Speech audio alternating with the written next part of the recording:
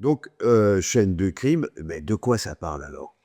Alors, Chaîne de crime, c'est en fait une enquête criminelle qui se déroule à New York où notre héros, qui est un détective privé, vient de découvrir qu'on a assassiné sa meilleure amie, mais avec le même modus operandi que le meurtre de sa sœur 50 ans auparavant et qu'il n'a jamais résolu. Donc lui, il pense à une vengeance personnelle, mais la police de New York n'y croit pas et elle suit une piste mafieuse.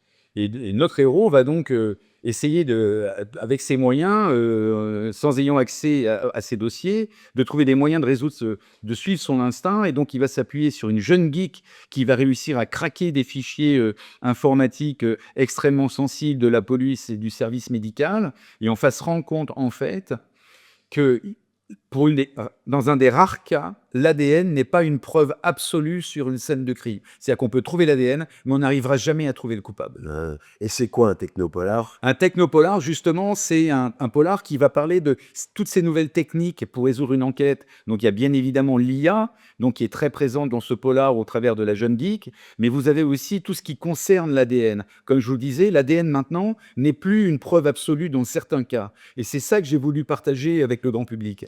Et en fait, qu'est-ce que ça soulève comme question? Alors, ça soulève plusieurs questions. Déjà, je voulais vous dire que ce polar a été écrit sous l'égide du pôle Cold Case de la Gendarmerie nationale et avec le patron de l'IA d'Orange.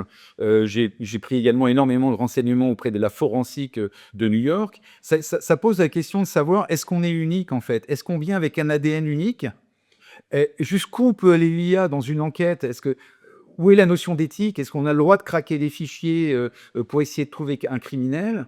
Et plus globalement, philosophiquement, la question qui est posée dans ce livre, c'est est-ce qu'on est criminel ou est-ce qu'on le devient?